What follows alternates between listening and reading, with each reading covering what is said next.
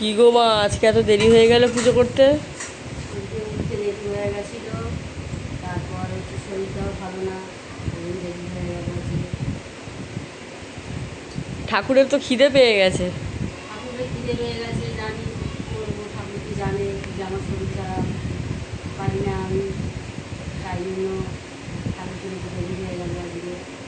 তো বন্ধুরা, আমার ভিডিওটা কেমন লাগছে আপনাদের একটু লাইক করে কমেন্ট করে জানাবেন, আর বেশি বেশি করে শেয়ার করবেন।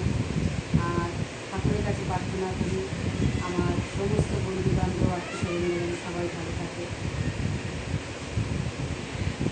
কত সুন্দর করে ঠাকুরটা সাজানো আছে দেখো বন্ধুরা।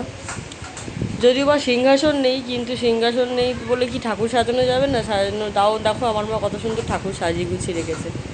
এখন আমার মা ঠাকুরের বাসন সব ধুয়ে গুছিয়ে নিয়ে চলে এসেছে। এখন ঠাকুরকে খেতে দেবে, তারপর ফুল দিয়ে সাজিয়ে পুজো করবে। তোমরা দেখতে থাকো, এরপরে দেখা যাক কি নতুন ভিডিও আপলোড করা যায়।